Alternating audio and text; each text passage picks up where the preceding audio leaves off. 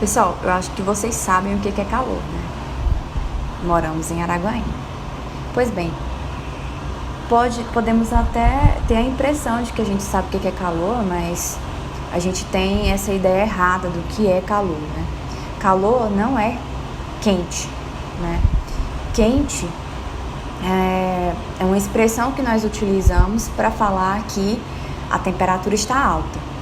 Calor não pode ser associado somente à temperatura estar alta, porque a temperatura estar baixa também é uma forma de calor. Na verdade, calor é uma energia, né, que está em trânsito. E é um termo utilizado na ciência para dizer que ocorre uma transferência de energia de um corpo para outro, pode ser também dentro do mesmo corpo, né, de uma parte do corpo para outra parte do corpo, ou seja, dentro do mesmo sistema, mas exclusivamente em virtude da diferença de temperatura. Então, esse calor, que é a energia, ele vai se propagar daquele corpo que está com a temperatura mais alta para um corpo que está com a temperatura mais baixa. Então, ele se propaga. E de forma que ele pode se propagar? Bom, a gente tem 3 condições, né? 3 formas de propagação do calor, ou seja, 3 modos diferentes que ele pode estar passando de um corpo para outro, ou seja, transferindo energia. Pode ser por condução, que é por contato, né? Você tem que entrar em contato com aquilo. Então, o corpo com a maior temperatura, ele entra em contato com o corpo de menor temperatura através do contato mesmo. Isso só pode acontecer em meios materiais, no caso de sólidos, né? Materiais sólidos. Pode acontecer também por convecção, que é outro modo de propagação da energia, que é através também de meios materiais, mas aqui no caso seria os fluidos, né? Fluido, o que é fluido? Pode ser ar, que é um fluido, ou líquido, né? O líquido também é um fluido. E como é que acontece essa propagação? Por massas, né? A massa de ar, porque qualquer ambiente que você esteja tem ar, porque o planeta Terra tem uma atmosfera, então ele é composto por um ar, por partículas. E o que acontece?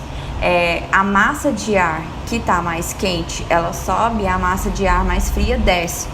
E aí causa um movimento de massas, né? Esse movimento de massas é a convecção, que a gente chama, né? A transferência de energia térmica acontece através desse movimento de massas. A massa de ar quente sobe, a massa de ar frio desce. E por último, nós temos a radiação. A radiação, ela pode acontecer tanto em meios materiais como em meios não materiais. Que tipo de radiação? É a radiação infravermelha, que a gente pode não vê-la, mas a gente pode senti-la na forma de calor.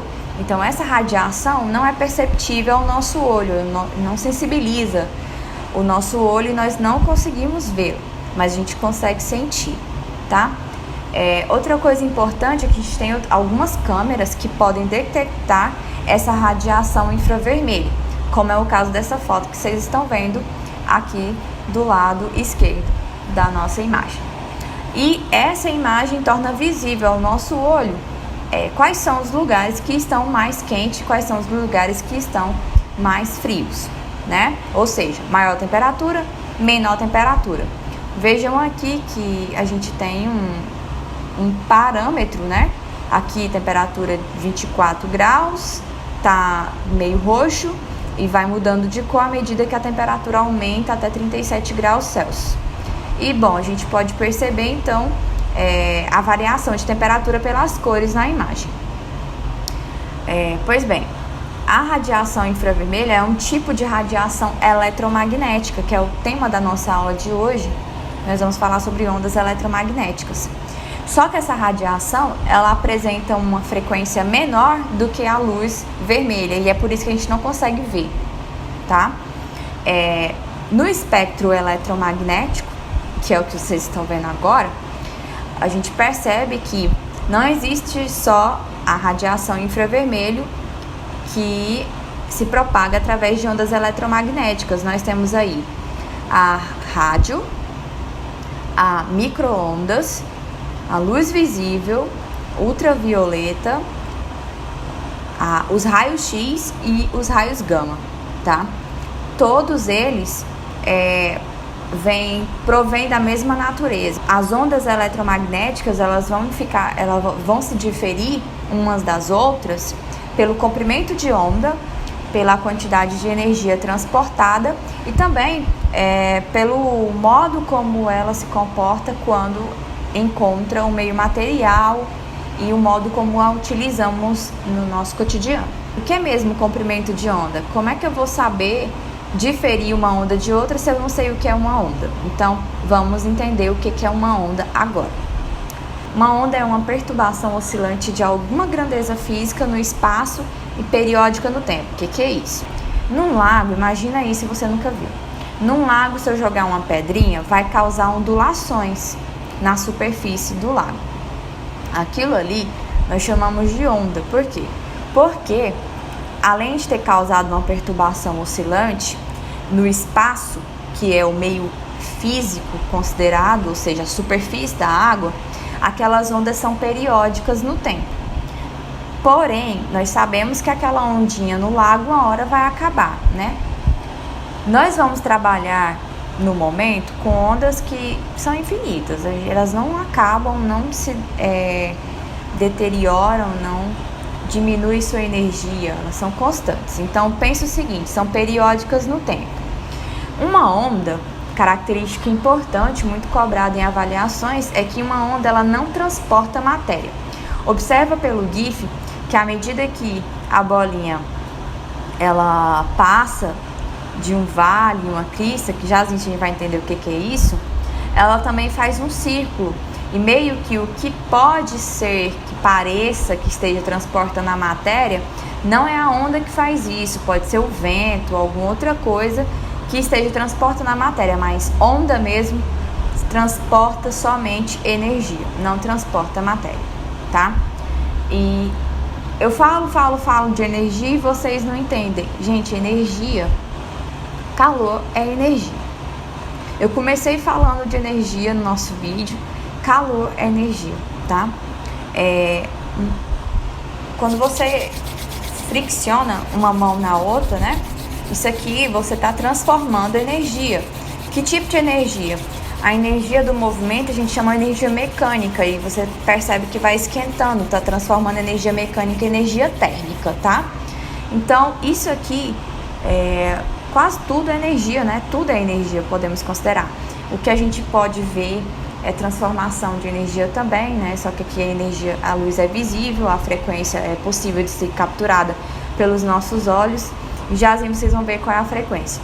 Mas olha só isso aqui. A parte mais baixa da onda a gente chama de vale e a parte mais alta a gente chama de crista, tá? Essa onda que eu tô mostrando aqui pra vocês, ela é uma onda transversal porque a perturbação dela é na vertical. Então, é como se você pegasse uma corda que está amarrada em alguma coisa e você movimenta ela na vertical para cima e para baixo. Quando você faz esse movimento para cima e para baixo, você percebe essa ondulação, tá? Então, se eu considerar aqui o ponto zero, né? Ou seja, onde não há diferença entre crista e vale, que a gente chama de nó, até o ponto mais alto, a gente tem uma amplitude. Mas o que seria o comprimento de onda? O comprimento de onda ele pode ser medido de um vale até outro vale ou de uma crista até outra crista, por exemplo. Podemos medir também de um nó até um outro ponto semelhante. Então, se eu estou medindo daqui, eu tenho que caçar um ponto semelhante a esse. Não seria esse, né? Porque aqui ele está descendo e aqui ele está subindo. Então, um ponto semelhante a esse seria do outro lado. Então, desse nó até o nó posterior, nós temos aí um comprimento de onda. Por que eu tô falando de comprimento de onda? Porque a gente estava vendo sobre isso no espectro, né? E nós vimos que cada onda eletromagnética, seja ela rádio, micro-onda, infravermelho, luz visível, ultravioleta, raio-x ou gama, tem um comprimento de onda diferente. Elas se diferem pelo comprimento de onda. Observa que aqui a rádio tem 10 ao cubo, né, em metros. O comprimento de onda dela é de 1000 metros. Já a nossa radiação infravermelho aí é muito menor que 1 centímetro, né? é 0,001 centímetro. O comprimento de onda, então, na radiação infravermelho é muito pequeno, mas não chega a ser tão pequeno quanto da luz visível ou da radiação ultravioleta ou dos raios-x ou gama. Observa aqui também que nós temos para a radiação, o rádio no caso, nós temos que o comprimento de onda é 10 ao cubo e a frequência é 10 à quarta, né? Então tá aqui. Comprimento de onda a gente identifica com essa letra grega que chama lambda, né? Então comprimento de onda é 10 ao cubo e a frequência é 10 à quarta, tá? Calma aí, guarda essa informação. Olha aqui no infravermelho, o comprimento de onda é 10 a menos 5 metros e a frequência é 10 a 12 Hz, tá? Agora veja o seguinte, quanto menor o comprimento de onda, porque 10 ao cubo é maior que 10 a menos 5, então quanto menor o comprimento de onda, maior é a frequência, porque 10 à quarta é menor que 10 a 12, né? Aqui é 12 zeros à direita, um número muito grande. Então, comprimento de onda e frequência são coisas diferentes. O comportamento é inversamente proporcional. Quanto maior o comprimento de onda, menor a frequência. Quanto menor o comprimento de onda, maior a frequência. Isso são informações que pode ser que não pareçam legais ou não pareçam convenientes agora, mas mais na frente vocês vão ver que vocês vão ver novamente sobre esses argumentos e vão necessitá-los, tá? E quais são as fontes naturais de ondas eletromagnéticas, que é o nosso tema da aula de hoje? Onde se originam essas ondas eletromagnéticas? Quais são os corpos que provêm essas ondas eletromagnéticas? Os planetas, tá? A atmosfera são fontes, e qualquer corpo aquecido, como um vulcão em erupção ou então uma chapa quente, uma fonte natural de onda eletromagnética, e as estrelas, como o nosso Sol, né? Então, o nosso Sol é a nossa maior fonte de energia, tá? E entre o Sol e a Terra não tem matéria, é vácuo, não tem matéria nenhuma. E as ondas eletromagnéticas conseguem se propagar lá do Sol até chegar à Terra sem interferência, porque elas não precisam de matéria para se propagar, elas se propagam no vácuo. Acontece que quando elas chegam na atmosfera, parte dessas ondas, da onda eletromagnética, vai ser refletida, né? A nossa atmosfera vai refletir 20% mais ou menos dessa energia que chega de lá.